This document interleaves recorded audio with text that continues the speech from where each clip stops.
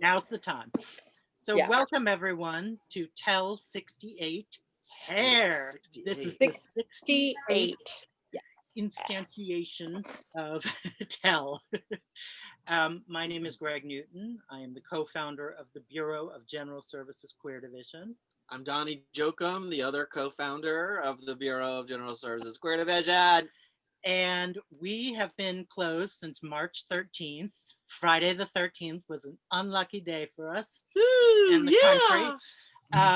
But we have been doing online events, like about 2 a week, which has been really great. And we've been posting them on our YouTube channel. So yeah, you can see the past tells, and you can see other events that we've done over the past few months. And we have an online store, which I'm going to show you. So if you go to our look website, at you, bgsqd.com/store, you can go to books by category, or you can just scroll down and see some featured products by people. Funeral, yay, Pamela Sneed, by the way. Shout out to Pamela Sneed. Carlos Mota, yeah, lots of great stuff here. So we have over 400 titles. We also have gift cards. So if you're doing the holiday gift thing, please keep us in mind, people. We would appreciate it. And that's all from me. I'm going to turn it over to the one, the only, the most fabulous lesbian in the world, Drae Campbell. Yes. That's my Kermit the Frog impersonation. And this is my Kermit the Frog hairdo. Anyone? Looking good, looking good. And that was my Fozzie Bear. Dad Joke City. Welcome. Yes, I am Drae Campbell. Thank you for laughing at that if you just laughed. This is hair. We have not done a hair before for Tell, have we? Is this the first hair we've done? It's kind of shocking because it's such a very obvious category for queer people. There's literally so much tied up into it. Maybe we have, I don't know. If we have, that's fine with me. It has to be done again. We have to talk about hair. By the way, all of your hair looks amazing. You little squares. Your squares of hairs look gorgeous. I just briefly, I've been cutting my own hair in the last couple months, and I cut my hair this week. And I have this feeling that the shape of it, like from afar, looks okay. Like, oh, that looks good. But if you get close, it's like the whole Monet thing where it's like, don't get too close. It's not going to be pretty. Because I was literally like, oh, this won't cut. Like just grabbing, like I shaved around with the buzz cut. And then I was just like jabbing at it with like, that's right. I have Monet hair with like dull scissors that were, I was like, oh. And so there's like, just like probably like bald spots, frankly, in the back of my head. So, just trying to work that look. That's my pandemics. In a little while later, maybe more midway, I will show you a picture of my very first headshot, and that will give you just a general idea of what my hair journey has been like. I think that headshot when I did when I was 18 sort of almost defies description. It has to be seen to be believed in comparison to what I look like now. And I've shown it to people and they look at it and they're like, I don't know what I'm looking at right now. Like, what? There's hoop earrings involved. That's all I want to tell you. And a lot of curly blonde fun. Yeah. So in other hair news, I'm just going to do a whole show called Hair News. Welcome to Hair News.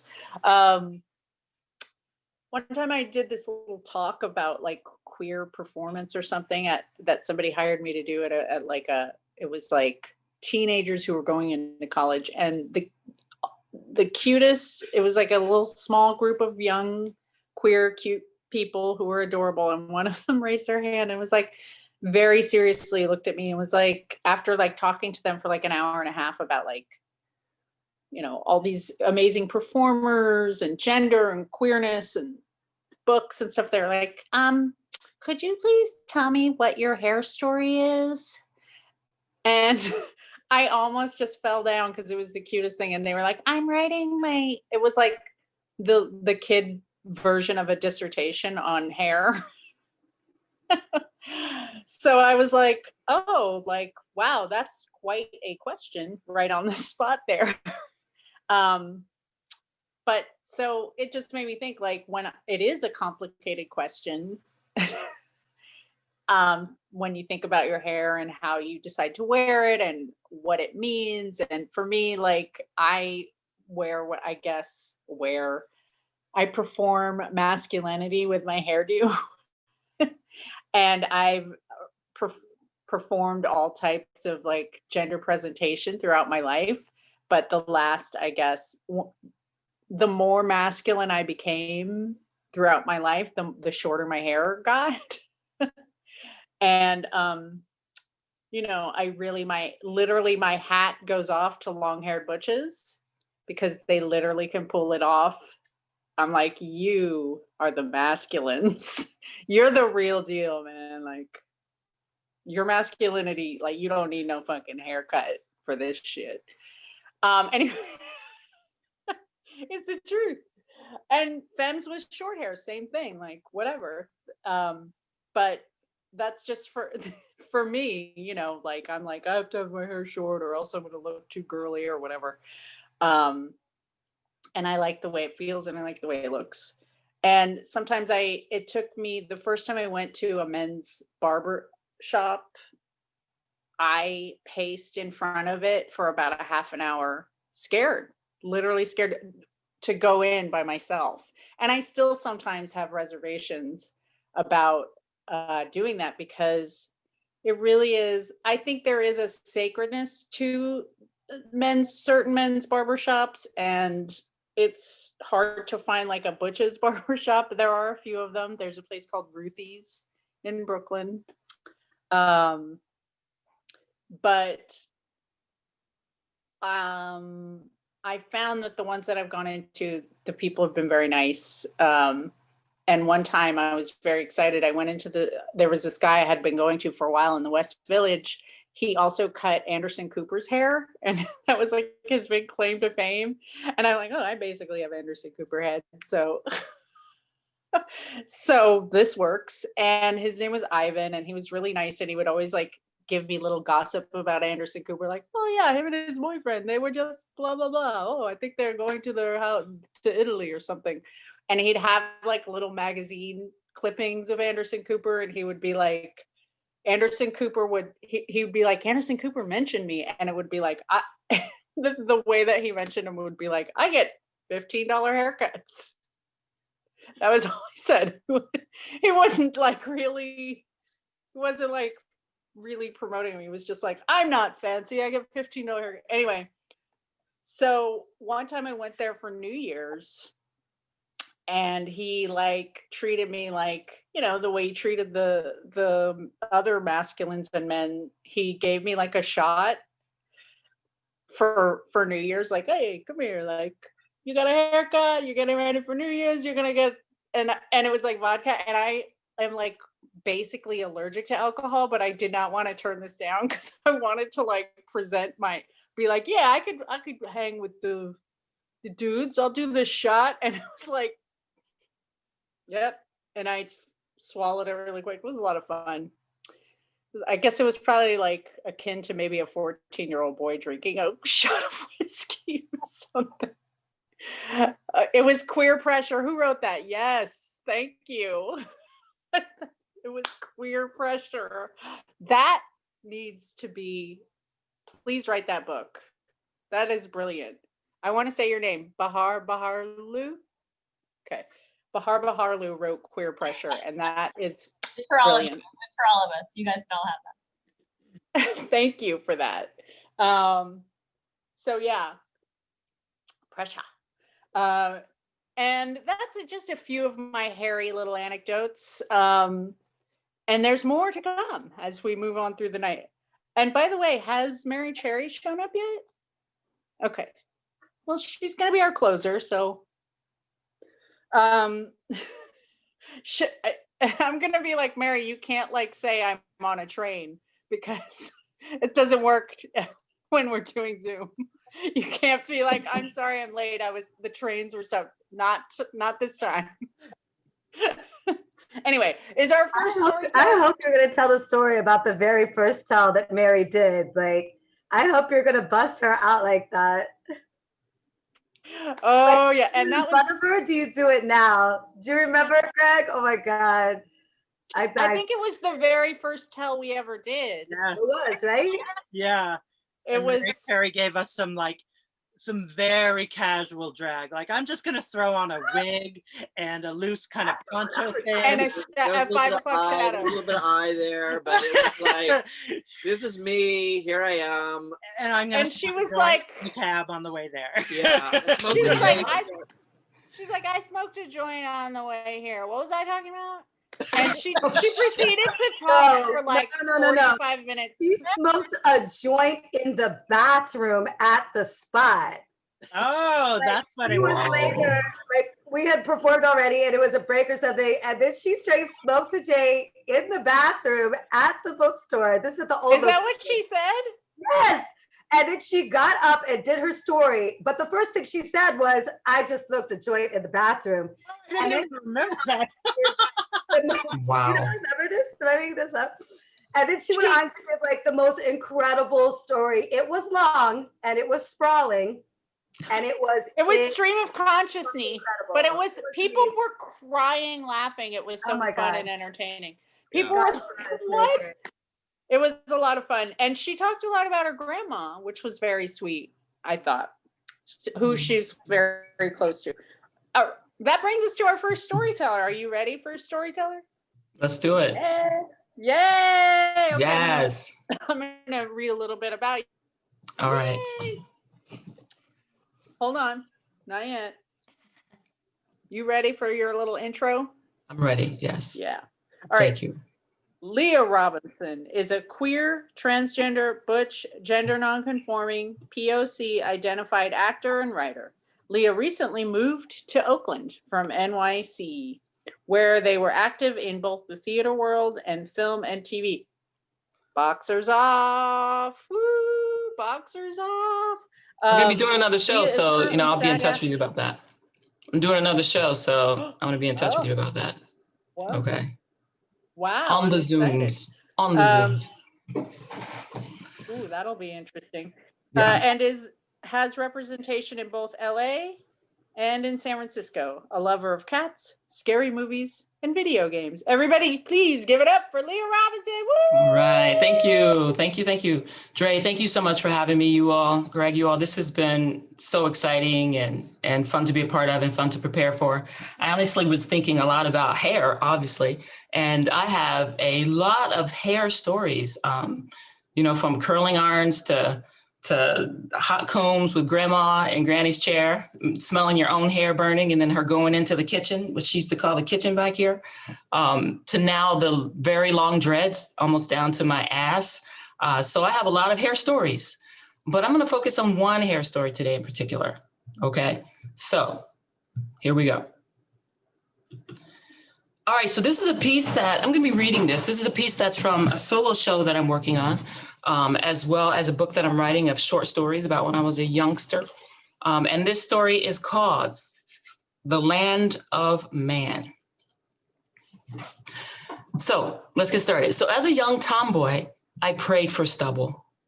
I watched for a wisp of hair. I longed for the coveted Ricardo Tubbs goatee. In my mind, it made him look older and sexy and a brother with a Cadillac sort of way. I'd spend days and nights fantasizing about having a sexy goatee, but specifically a sexy goatee on the face of Tubbs, Ricardo Tubbs. In my parents' TV guide, I would take a black pen and I'd try to master the perfect goatee on the most handsome men in this week's premieres. After some practice, I'd flip to the Friday section and I'd pray for a picture of Tubbs, Ricardo Tubbs. If my artwork was believable, I'd move the picture from the TV guide to my sock drawer, okay? Then when the coast was clear, I would move it from the sock drawer to my coveted wall of masculinity in the bedroom that I shared with my sister, Ollie. It's Monday. If this bus driver could drive a little bit faster and my classmates could get off this bus a little bit quicker, the quiet, empty house will be mine. It is that fine hour when we return from school and our parents are still at work. I patiently wait. Finally, my sister becomes completely entrenched in her conversation with Connie, who's her best friend, about boys and the plan for sneaking out this weekend. For me, it's go time. I slip from the front porch into the house. I retreat into the kitchen, then I quietly go into the bathroom. I stand there for a moment, making sure I haven't been followed. Once I assess the situation is safe, I look at myself in the mirror and I recall the many pictures on my wall. Slowly, I remove my dad's black and gold can of magic shaving powder from the medicine cabinet and I pry the top open with a butter knife that I snagged in the kitchen. The smell is admittedly foul. When my dad mixes it on Sunday mornings, the entire house smells like turned eggs and other just really foul things.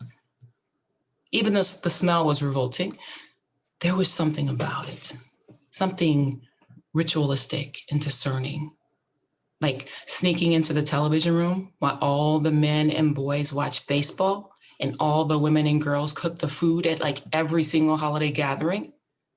I was in, if only for one moment before being demanded to go back to the kitchen.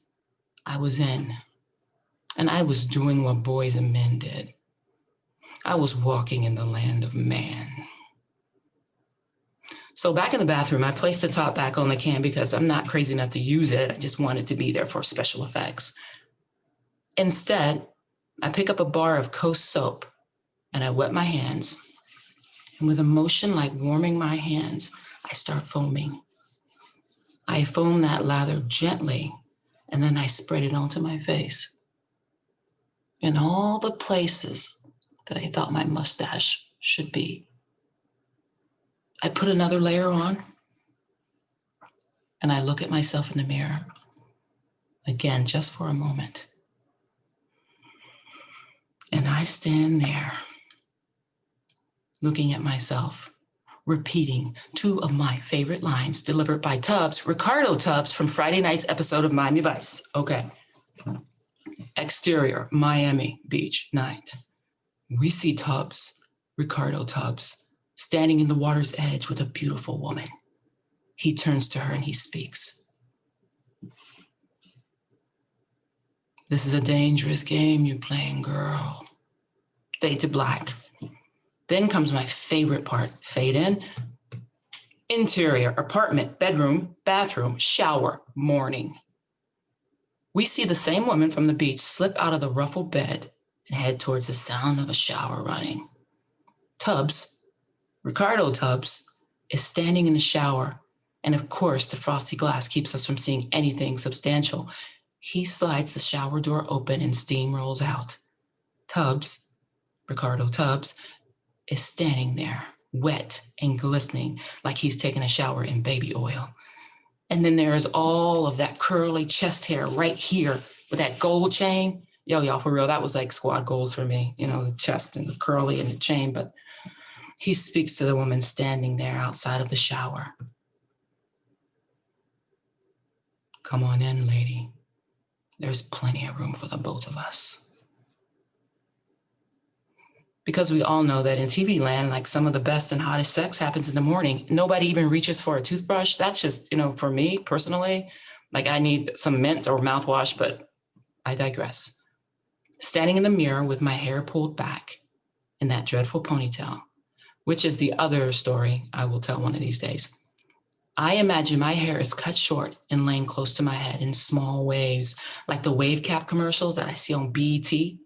In my mind, the Miami Vice music begins. Ding, ding, ding, ding, ding, ding, ding, ding. Y'all remember? You know that scene when the pink flamingos are like standing perched and the pretty girls are walking past the camera and you just see their bottoms on the screen? I love Miami Vice. Initially, I wanted to be Crockett, but I knew that I could only be Tubbs.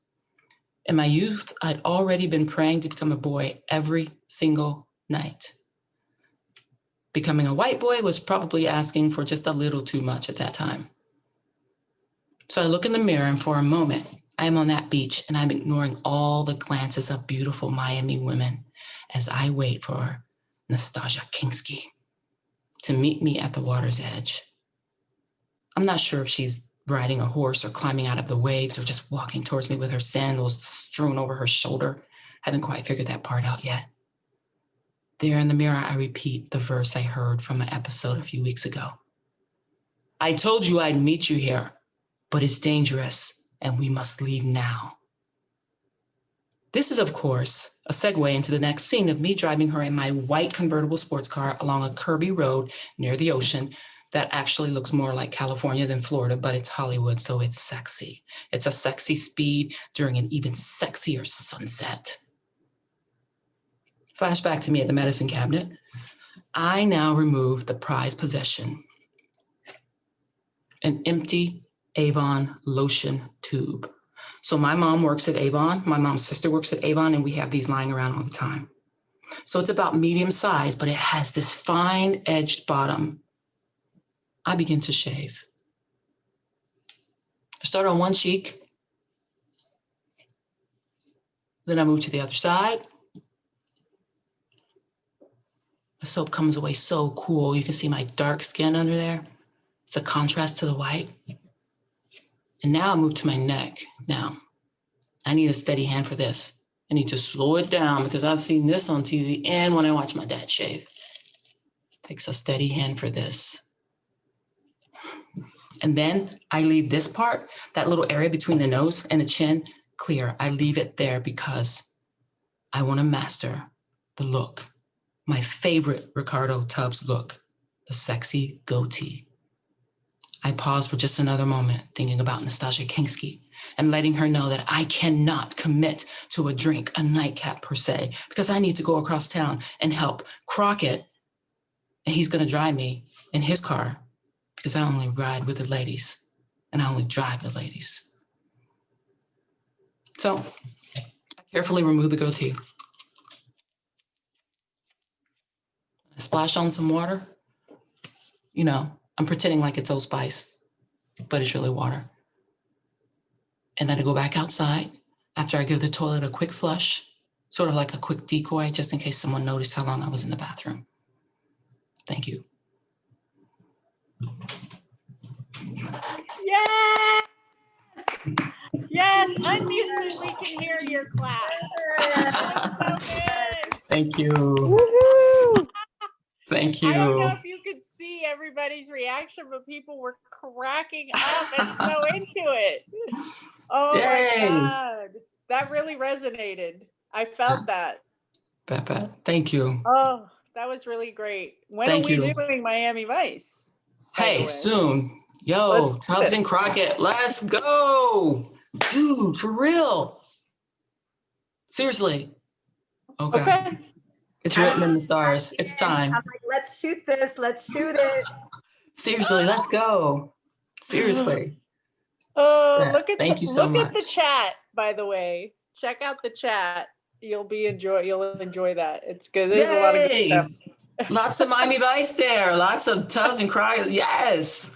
Bet. Oh, Thank you all it's so much. good. Thank you. Thank you. That was really wonderful. Give it up one more time for Leah Robinson. Yay! Y'all want to screenshot the Avon bottle? Woohoo! I love that little edge. Seriously, that's what So good. it actually works, man. I used to, with one of my brothers, go in the mirror with him and put on shaving cream and fake shave without a razor, obviously, but I was so into it from a very young age. Very young age. It's very exciting to the things that go along with, like, you know, like when some little kids put on makeup with their mom or whatever, and then you want to shave with your dad. It's Exactly. a thing. It's real. It's a The huge thing. accessories of adult gender. Seriously. That's a book I'm working on. Yo. That was all of really that. great. Thank you all. Really, thank you. well delivered as well. Okay, wait. So we have if anybody has like a 3-minute hair story, drop me a message in the chat and we'll have you come up. And Kira, do you want to do a quick hair story? Yeah. Sure. Yeah, it's not really a story. It's just a statement. Okay, let's hear it. But I will Everybody, say this that. is Kira Nagel. Hi, everyone. Glad to have this forum. Thanks, Drae and Greg and Donnie, for continuing to hold the space for these stories. They're so important. Woohoo! I will just start by saying that I washed my hair right before this, specifically, which is not as frequent an occurrence as it used to be, given that everything is in this format now. But I'm a massage therapist, so I know a lot about the nervous system.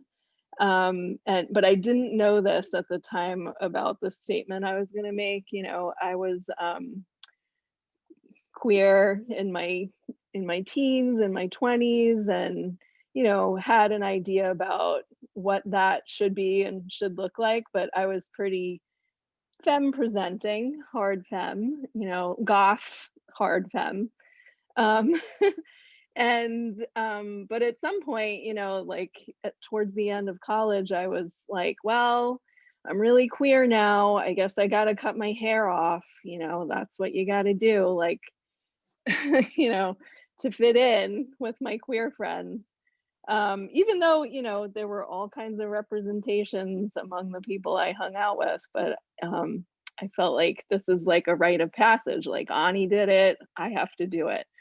So, you know, I cut all my hair off, and I didn't, you know, I felt like it was going to be this big, like, here I am now, you know, and honestly, this is why I referenced being a massage therapist. I had what is called phantom limb sensation, which was like, I constantly felt like my hair was still there, even though it wasn't. So I had, you know, this like pixie cuts, a shaved head, but I would still be like, you know, flipping my hair, and kind of in my dreams at night, I would be like putting up a ponytail, you know, like just like gathering all my hair up. And then I'd wake up and be like, oh, where's my hair? Like I felt really like something was missing, you know? So that's really my little story, was that then I realized, like, you know, this is part of who I am, like truly part of who I am.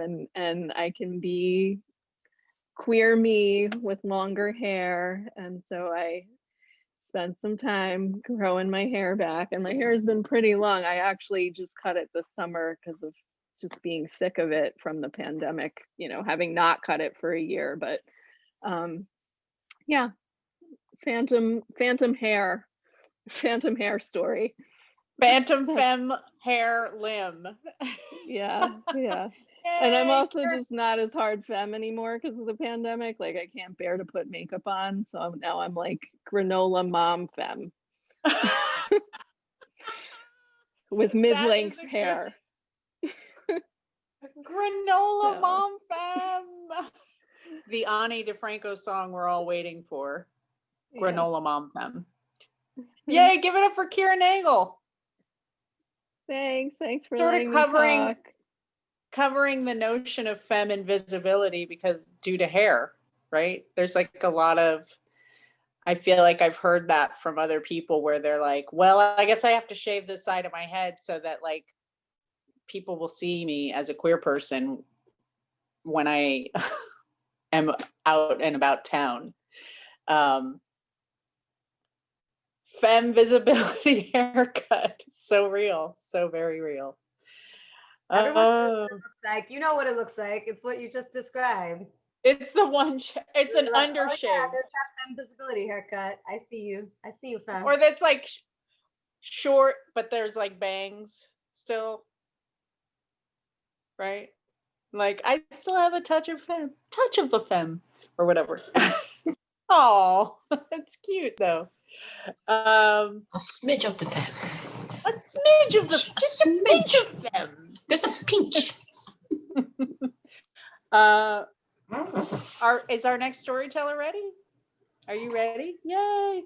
Okay, I'm gonna read a little intro about you first. Hold on just a moment. Still waiting on Mary Cherry to show up, by the way. If anybody has Mary's phone number, please text. Okay. Also, I want to make sure I get your name exactly right. Vieira? Vieira. Vieira?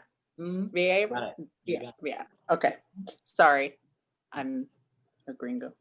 Okay. Fernando Vieira is an Ecuadorian-born New York-based writer, director, and performer. Most of his works document the effect of heteronormativity and misogyny on the lives of women and queer individuals. In 2016, he debuted as a playwright with the monologue, Me voy porque puedo. I'm leaving because I can, which he also directed. Woohoo! His latest play, Goodbye Little George, explores the subject of gender identity and homophobia. He recently debuted a documented performance titled Unlabeled, where he discusses life as a queer non-conforming person. Vieira has been part of artistic cohorts at institutions such as NYFA, Creative Capital, and Leslie-Lohman Museum. Everybody, please give it up for Fernando Vieira. Woo! Yay! Thank you. Welcome. Thank you, everyone. Can you hear me okay? All right. Well, first of all, I'm really, really excited to be here, and I appreciate the invitation, certainly. It's funny because talking about hair, there's so much that I can say. When I shave my hair, like completely shaven, a lot of people think I'm a lesbian because I don't have a lot of facial hair. So people think I'm queer no matter what in my life. It could be short hair, no hair, but it goes from one side to the other, especially if I wear a hat. So you can imagine now that I'm covered with a mask, hat, people have no idea what I am. They look at me like, okay, they don't know how to approach me, you know, whether to say Mr. or ma'am. So they just say, hey, well, that's okay. Anyway, that wasn't the story. So I was born in Ecuador in the early 80s. And my story is sort of like the other side of the first story, Leah Robinson's story, because I was always very femme. I was all about the feminine things. So being a little child, I was all about watching television, American television. My favorite show, I don't know if anybody saw it. Not many people saw it, except perhaps queer people or queer children. It was called Glow, Gorgeous Ladies of Wrestling. It was a big deal in Ecuador. I don't know if it was in the USA, but it was a huge deal. And in Ecuador, every Saturday they would show it at 2 p.m. And I was doing an activity related to the church, and I would finish at 1:30, and I needed to run because I never wanted to miss the intro. That was like the big deal for me. That was life for me. And there was no internet. This is the 80s, late 80s. You couldn't watch it on YouTube. There was nothing of that, no VCR, nothing. If I missed it, I missed it. So I was all about growing my hair, but guess what? I was not allowed to have long hair because in Ecuador, especially at the time, if you go to school there, they would not allow a male child, to have long hair. I would have to get my hair cut very, very short. So I would always have short hair. And I was already experiencing homophobia because, of course, I was a very queer boy, very, very effeminate, and you know the deal. And however, that wouldn't stop me from trying to be who I was. So I would tell the hairstylist, I want you to, if you're gonna cut it, I want hair on top, because here I had discovered hair gel and hairspray. It was all the rage in 87, 88. I don't know if it existed before, but I found out about it through my older cousins. And I would watch them do their hair, and I wanted to do the same thing. And of course, hiding, so my father wouldn't see me. Anyway, so I grew older, slightly older, and I really, really wanted to have blonde hair. And I wasn't born blonde, as you can see. Oh, I was gonna share some photos. Let me see if I can find them. I don't know if I can. I'm sort of bad with this. I don't know. How can I share a photo? If I can, it's not a big deal. Oh, maybe I can. Can you see my computer? Sort of. Okay. Yes. Can you see the photo? Oh, yeah. Yes. Okay. Yes. Aw. So that's me at 13 years old. At that age, I was still in Ecuador. I really wanted to have blonde hair, but it was not something that men would do, because, you know, that was really, really bad. So guess what? There was a lady who would come to my house to do the women's hair, and she would dye their hair. They would only cut the men's. But I was like, oh my God, I want to find out how she does it. So I asked, I was like, hey, what do you use? What's the name of the product? Just as a, you know, just passing conversation, and I would take notes. So one time I went to the pharmacy and I bought the ingredients that she told me. And I was like, I don't know, maybe I shouldn't. I'm gonna get beat up for this, but I really, really, really want to have blonde hair. So I bought it. In my house, behind the house, there was a little tree with like construction stuff. I hid myself and I mixed it and I dyed my hair. Now, I didn't really know much except reading the directions, but I'm sure it wasn't the correct thing. But guess what? It worked.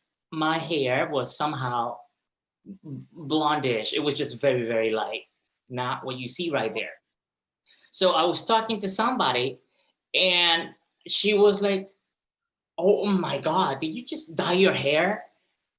I'm sure that the way I'm doing it is not even convincing, because at the time it really was like if I killed somebody.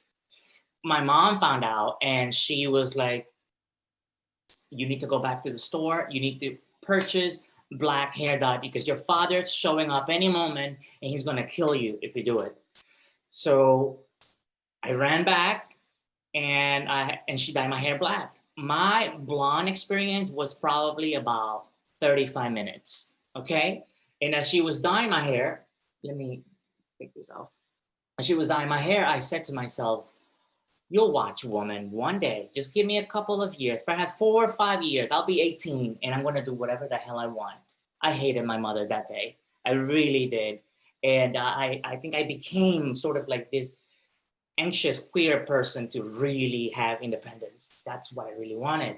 And when I turned 17, I was already in college in the USA. I finally dyed my hair and I went back for a winter break and I said, I'm not changing it. And I didn't. So I was very happy about it. I'm gonna show you some photo, if you can see it. So that's me.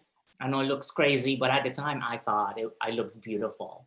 I really did. This is 1999, by the way, with my friend. And that was me with blonde hair. So that same year, 1999, let me stop sharing. Okay, so that same year, I met my first boyfriend. And I was excited. I had never had a boyfriend except some occasional lovers that had boyfriends. So I was just a second fiddle. Hey, that's all I had. So this time I had my own boyfriend and I was happy and all of that. I had another hair color. I was, you know, eager to find life at 19. This is 1999. At 19, I really had expectations about life. And this is when it becomes a sad hair story.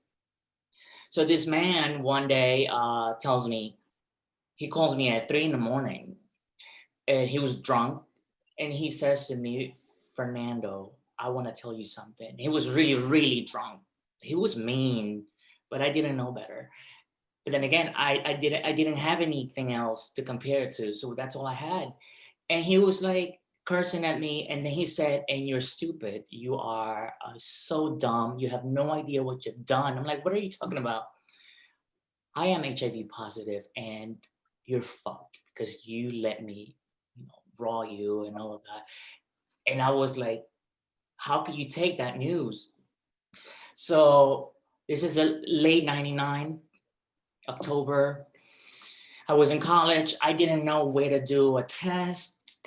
So I waited until winter recess. So it was 2 months later. You can imagine the suffering I went through thinking that I had something. So I finally went home 2 months later and I took a test. But again, at the time, there was no rapid test. It was really, really hard to find out the results. So I waited, got it, I was okay. But then I didn't believe it.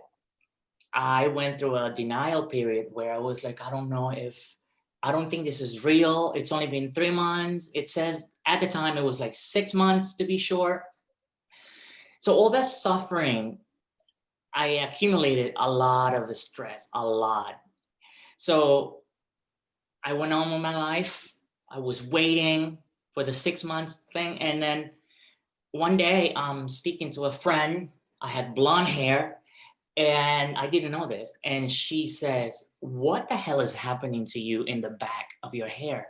I'm like, what are you saying? You have an entire just black hole, like, because everything was blonde except there was a huge area here in the back. And like, what do you mean? And then show me a mirror. And I freaked out. I said, oh my God, I have no hair. I had not noticed it. Of course, the first thing you do, go to the internet. It wasn't even Google. I don't know what, Netscape. I don't know what it was at the time. And there it was. That was an HIV symptom. And I was sure that I had it. I was sure that at 19, I was about to die or something. It was terrible. And so I lost my hair. I was so proud of my hair, but I lost it. And months went by. I took the test. It came out negative again. But because the hair would not grow back, I really, really thought that I had it. And it went on for like a year where I was in denial. And it was just stress of someone who I thought was gonna give me love. And so that happened to me. And I was so young and I thought that my life was over.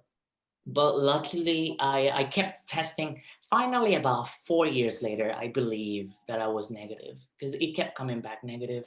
But, and the hair slowly started growing when I stopped being depressed. And when I tell you depressed, I mean, like really, really, I could not be a happy person. Every single day it was in my mind.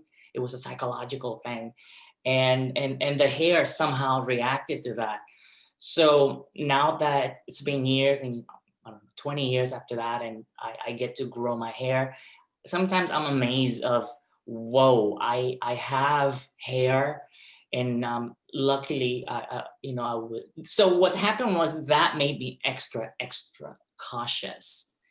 Because of that experience, I became almost like a saint. I would, no, I cannot go to bed with you. It really changed my life to the point that it was a little uncomfortable for people to be around me, really. But so finally, I was okay.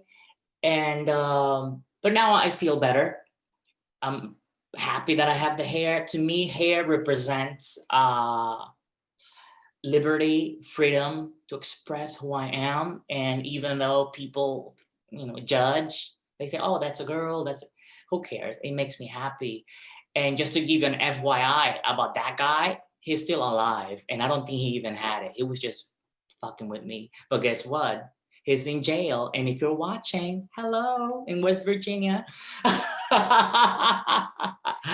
So I found out much later, now that we have the internet and we can track when a person has a record. So it turned out that at the time that he was my boyfriend, he had been incarcerated prior to that because of a child molestation sort of case or whatever. And so he has a record, and those people always, they're online. So sometimes when I'm bored, and this is horrible of me, I really shouldn't, I should get a life, but I just to feel a little better, I Google him just to see where the heck he is. And so last time I checked, about a year ago, he had finally been locked up for like a lot of years. And I know that he's in West Virginia, and I was like, maybe I should write him a letter and be like, middle finger you. But no, I won't do that. I don't want that energy. But so yeah, what you do in life, you pay for it. Because here I am talking to you beautiful people with my hair, and he's just in jail being a loser. And that's my hair story. Oh my Yes. God. He's in jail. And if you're watching, hello. That was Oh my God. first. Yeah. That was such a beautiful, amazing story. Thank you so much. You are so beautiful. Your hair is so beautiful.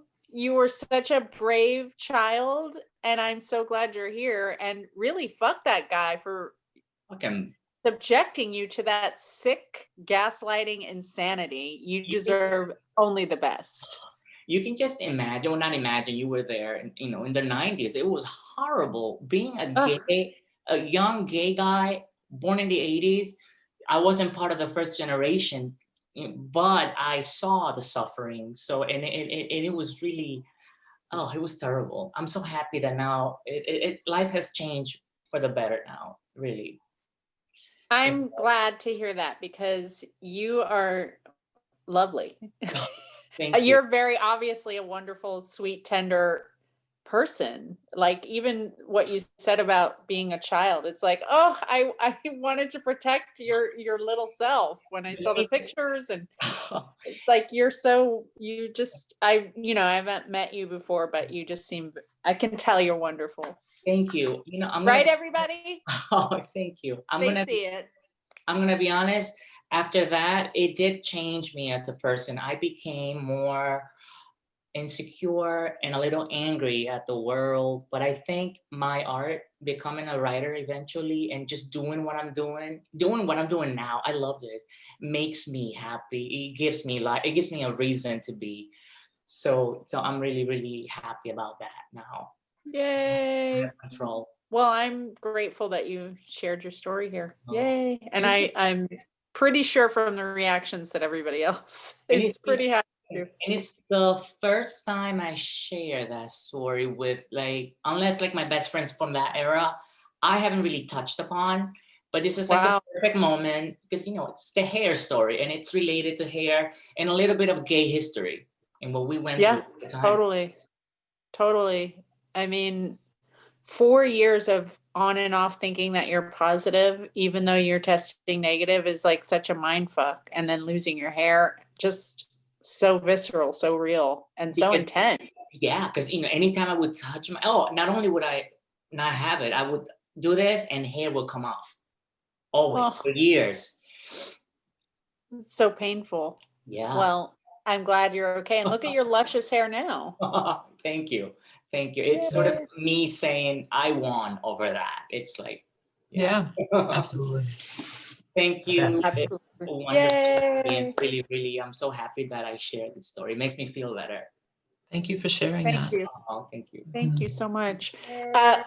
What we're going to do right now is take a 3 to 5 minute break, get a drink, see if Mary Cherry shows up. If she doesn't, we'll chat a little and wrap it up. And if you haven't donated and you would like to donate more, we give 15% to the bookstore, the boys, and then we split it among us artists. You can do, what's it called? Venmo. Hi, I'm old. At BG, is it at BGSQD? Is that correct? Oh, he's putting it in the chat, and you just write that it's for Tell if you decide to send us a little, a little extra. But no pressure. Artists put their social media in the chat or where to follow and find them. Yes, first of all, you can follow Tell Queers, which is the whole Tell Instagram. It's TELLQUEERZ, Tell Queers with a Z, and everyone's pictures and social media are in that. But you can also, Leah and Fernando, put your all your stuff in the chat, and people, I encourage you to follow them. And my personal Instagram is Draebiz, DRAEBIZ. And let's take a 5-minute break, get yourself a beverage, and we'll be back and see if